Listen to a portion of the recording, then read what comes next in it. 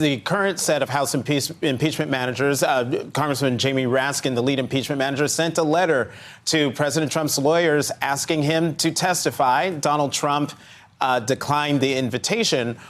But I'm wondering from you, should Donald Trump be subpoenaed to testify? Is his testimony necessary for this trial to have the power that it needs to have? Do we need to hear from him personally? You know, I have every confidence that Jamie Raskin will make those strategic decisions. But look, the Trump defense filed a brief in which they made many false claims about the president's intentions and his actions and his words.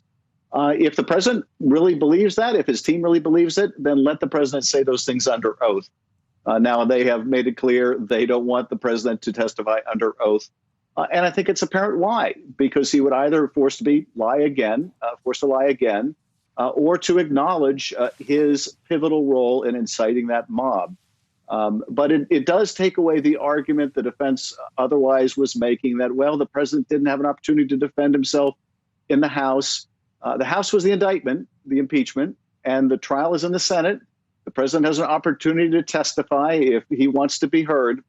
But clearly he's made the decision, or his lawyers have, that it would be very dangerous to them in terms of his criminal liability were he to have to testify under oath.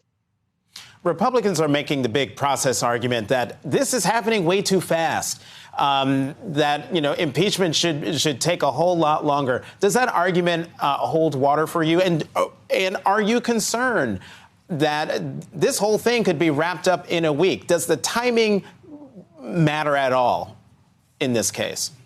Well, in the last impeachment, and Jonathan, I never thought I would be saying in the last impeachment a year after that, but the Republicans then claimed that we had moved too fast. Now, there were months of depositions and hearings, and they still made the same false process arguments that they make this time.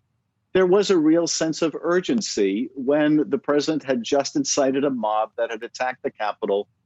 We didn't want to take any chance that he would incite further violence while he remained in office. So, yes, we moved with a sense of urgency. We were not alone in that. There were 10 Republicans who shared that sense of urgency. But the president will have every opportunity to make his defense in the trial. And I think it will be up to the House managers to decide how long it will take them to put on their case. I think they should be given the time that they need to do so. Now, because all of those senators were witnesses, it may not require as long a trial as we had a year ago.